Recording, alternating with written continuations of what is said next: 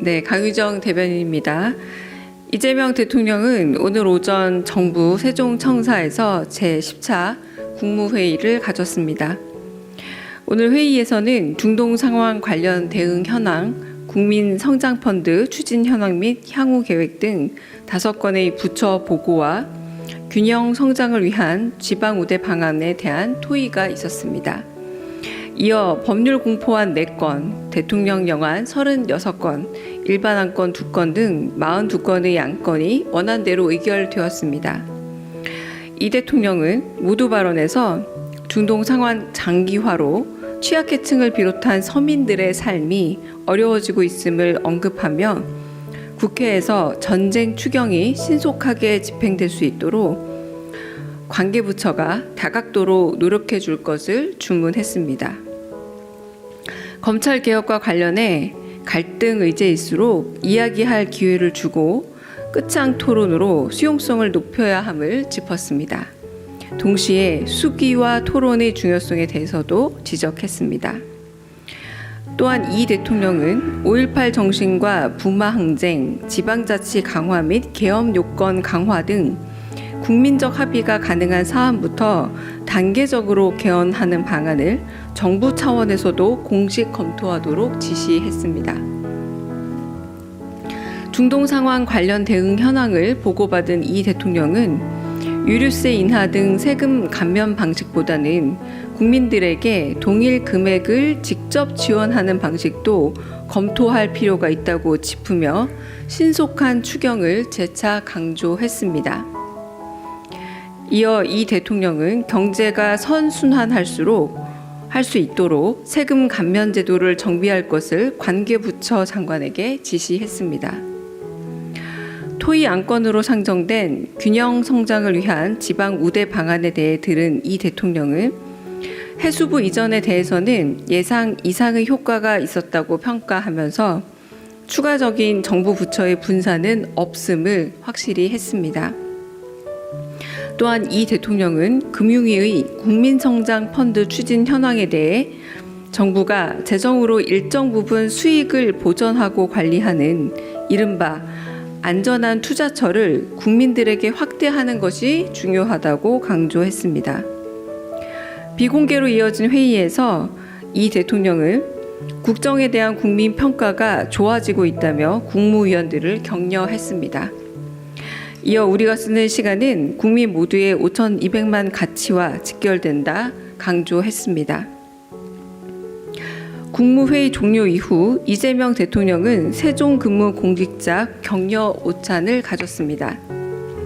이 자리에는 공공기관 누리집을 점검해 동해와 독도를 오기한 사례를 발굴한 허정훈 경감, 129 주택공급 사업을 총괄한 이수민 국토교통부 사무관, 3천만 명이 투약할 수 있는 900kg의 부산항 최대 마약 사건 수사를 맡은 관세청의 오성준 주무관을 비롯해 국민주권정부 출범 이후 주요 현안을 담당해온 실무 공무원 9명이 함께 했습니다.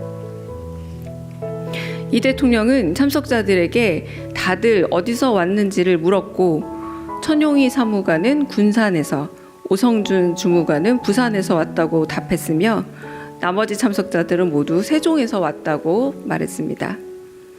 참석자들은 대통령과 함께 식사하니 신기하다, 아직도 믿기지 않는다는 반응을 보이며 밝은 분위기 속에서 대화를 이어갔습니다. 오찬 중 오고 간 발언을 잠깐 소개해드리겠습니다. 농어촌 기본소득 10원 사업을 담당한 박승민 사무관은 이재명 대통령의 기본소득 정책을 복지정책의 확장판이라 말하며 한국형 AI 모델 프로젝트를 추진한 과기정통부의 이현우 사무관은 과기 부총리와 AI 수석 등 기업에서 정부로 온 인사들이 정책 추진에 좋은 영향을 주고 있다고 말했습니다. 과기부의 직접 보고 체계와 이름을 부르는 조직 문화가 좋다는 의견도 개진했습니다. 복지부의 그냥 드림 사업을 설계한 김기범 사무관의 발언을 들은 이 대통령은 해당 사업은 생계가 정말 어려운 사람의 생존권을 보장하는 일이므로 사업의 취지를 잘 살려줄 것을 당부했습니다. 참석자들은 이재명 정부의 핵심 과제를 맡아 진행하는 동안 국무회의에서 대통령의 발언이 큰 힘과 영향을 주었다며 이 대통령께 오늘의 포상과 격려에 대해 감사를 표했습니다. 이어 참석자들이 코로나 이후 회식 문화가 사라졌다라고 말하면서 회식 메뉴가 소고기일 때 참석률이 높다고 말하자 이 대통령은 소고기를 사주라고 해야겠다라고 말해 웃음으로 화답하기도 했습니다. 1시간가량 이어진 오차는 화기애애한 분위기에서 마무리되었습니다. 이상입니다. 네, 관련 질문 있으시면 받겠습니다.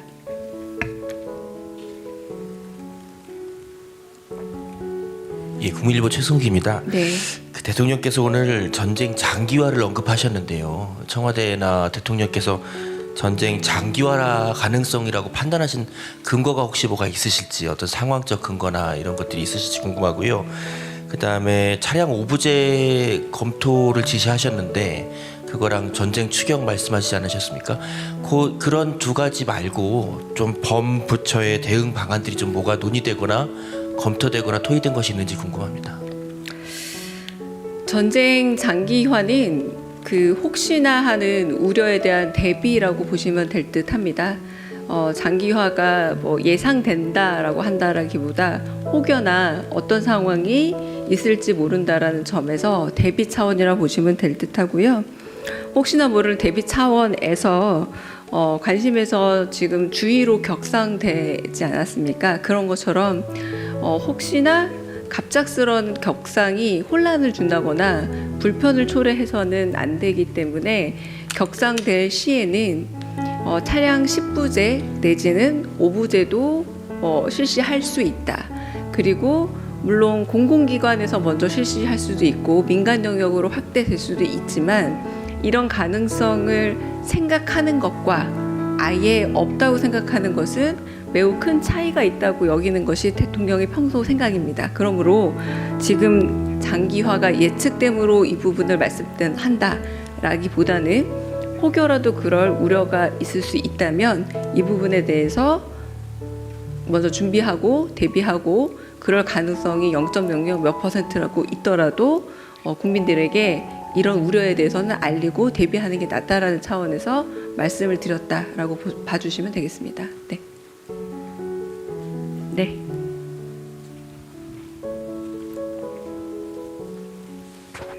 네, 저 TV조선의 최민식입니다. 오늘 대통령님께서 개헌 논의를 공식화하셨는데 앞으로 개헌 논의 순서가 어떻게 될 건지 좀 궁금합니다.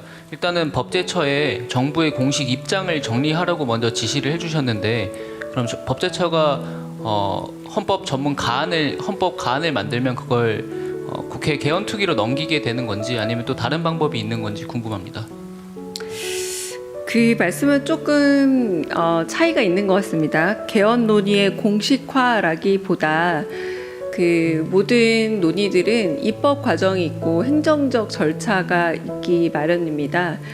입법이 있더라도 뭐 정부 입법이라든가 내지는 정부의 행정적 절차를 거쳐야 하기 때문에 개헌 논의가 국회에서 개헌 특위를 통해서 이루어진다고 할지언정 행정적인 부분에서 마찬가지로 그와 대응되는 조직에서 행정적 절차가 이루어지지 않으면 안 되기 때문에 국회 개헌특위가 있고 여기서 개헌특위 논의가 있으면 이 부분에 있어서 행정적인 부분의 절차를 논의하는 대응기구는 어디가 되느냐라고 오늘 질의를 하신 거고요. 그래서 첫 대답이 정확하게 대응하는 기구는 아직 좀 발견하기 어렵다. 만약에 논의가 정리돼서 오게 되면 법제처에서 그 논의들을 정리한다라고 법제처장이 대답을 한 그 맥락을 말씀하신 것 같고요. 그래서 이걸 개헌 논의를 정부가 공식화했다라기보다는 국회에서 논의되는 개헌특위의 논의를 정부 차원에서도 그 논의에 대해서 정리를 한다거나 대응해서 그 논의를 정리를 하고 받아들이고 대응해야 될 어떤 기구가 명실상부하게 정확하게 지정이 되어야 한다라는 대통령의 지적사항이었다라고 보시는 게 더 맞을 듯합니다. 네.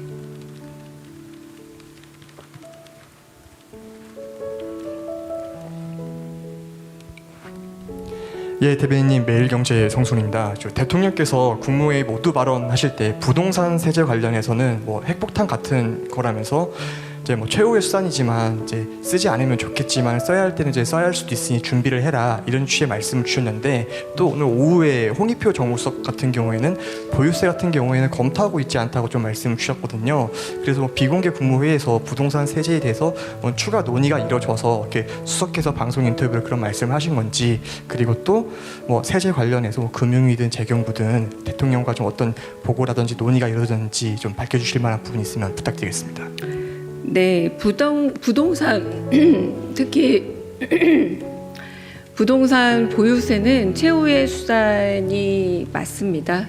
여러 번 저희가 확인하고 제가 대변인 답으로도 드렸는데 가장 최후에 부동산의 안정화 그리고 정상화 과정에서 모든 가용한 정책 수단을 쓴 이후에 이것이 모두 다 불용하다 생각했을 때 쓰는 거의 최후의 수단이라고 생각하시면 되겠고요.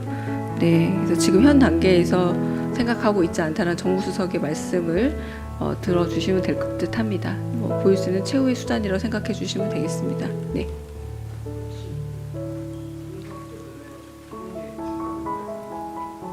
제가 아는 바는 따로 특별히 없었습니다. 네. 오늘은 없었습니다. 오늘 국무회의에서는 전혀 논의 없었습니다. 네. 네. 네, 대변인님 SBS BJ 김한진입니다. 연속선상에서 여쭤보려고 하는데요. 최근에 네. 국토부 장관께서는 보유세 강화를 수차례 시사를 한 바 있으셔가지고 이게 세제 개편에 대한 정부 기조가 약간 엇박자 아닌가라고 볼 수도 있을 것 같은데 어떻게 하면 될지 한 번 더 여쭙습니다. 네, 보유세는 최후의 고려 수단입니다. 네, 지금은 고려되고 있지 않고 최후로 모든 정책적 수단 이후에 최후에 고려할 수단입니다. 네. 다른 질문도 있으십니까? 네. 네, 안녕하십니까. 저는 뉴스핌의 김미경입니다. 요즘 대통령님께서 재생에너지에 대해서 좀 여러 번 언급을 하신 것 같아서 따로 뭐 추진이 되고 있거나 검토가 되고 있는 재생에너지 뭐 확대라든지 확산 방안이 있으면 좀 부탁드리겠습니다. 그거는 오늘도 국무회의 중에서 말씀하신 늘 우리 정부가 기조로 삼고 있는 재생에너지 정책 그대로이고요. 새롭게 더 나온 거는 없다라고 말씀드릴 수 있겠습니다. 네네. 잘 안 들립니다. 네, 그럼 속도를 좀 더 빨리 하라는 주문으로 이해를 하면 될까요? 네. 예, 안녕하세요. 대변인님 뉴데일리 이지성입니다. 네. 오늘 국무회의에서 대통령께서 계엄 검토 지시하셨는데 4년 연임제와 같은 권력구조 개편도 검토 대상에 포함되는지 궁금합니다. 네, 개헌을 검토하라라는 지시라기보다 개헌 특위라는 게 국회에서 이루어졌고 국회의장께서 국민적 합의가 이루어진 부분에 대해서 개헌을 논의하겠다라고 얼마 전 기자회견을 한 것으로 알고 있습니다. 그 부분은 5.18 정신에 대한 전문 수록 부분이 들어가 있었던 걸로 알고 있고요. 그리고 그와 함께 오늘 말씀하신 게 그렇다면 분마 항쟁 부분에 대한 요구도 있는 것으로 알고 있다라고 오늘 덧보태신 걸로 알고 있고요. 지방자치 강화나 계엄 여건 강화 같은 국민적 합의가 가능한 사안은 가능하지 않겠냐라고 오늘 말씀하셨습니다.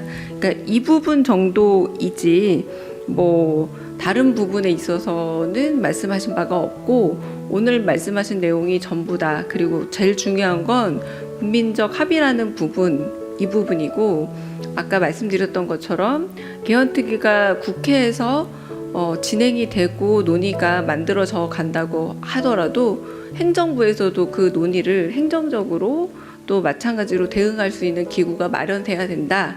이 부분이 오늘 사실은 방점을 찍은 부분이라고 보시면 됩니다. 네.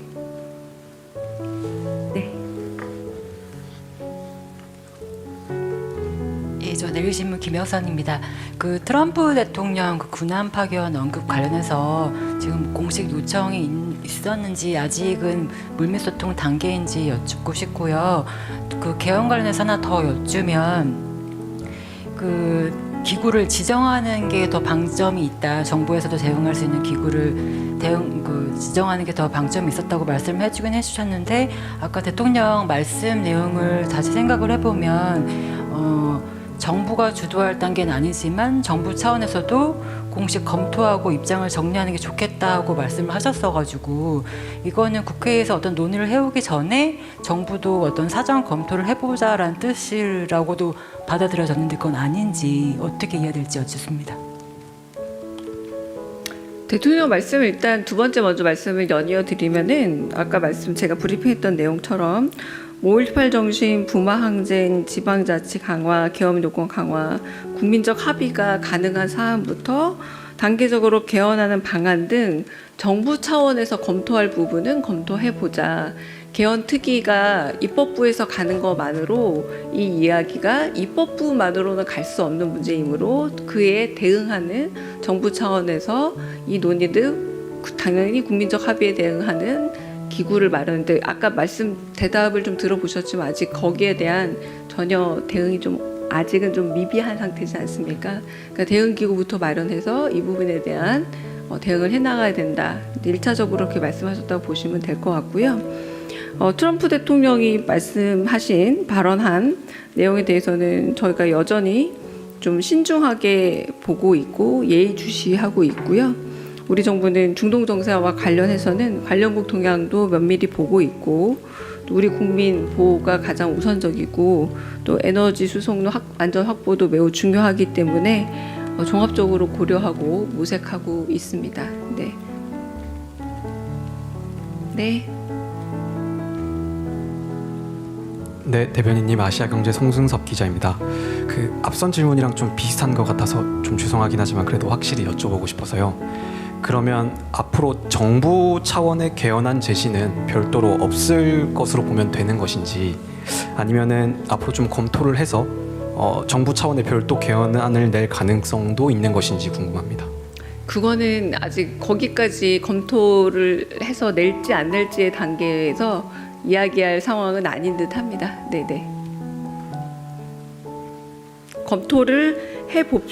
공식적으로 검토를 해보자라고 한 것에 검토하는 의견을 내자 안 내자 여기까지 포함됐다고 말씀드리기는 어렵고요. 국민적 합의가 있는 개헌안에 대해서 공식 검토를 하고 그 검토를 할 수 있는 단위가 어디인지 확인하고 네, 그런 공식 검토를 이제 해보겠죠. 해보고 난 다음에 얘기라고서 지금 먼저 말씀드리기는 어려울 듯합니다. 네. 다른 질문도 있을까요? 네, 없으시면 혹시 오프하고 혹시 궁금한 점 있으면 말씀드리겠습니다. 네.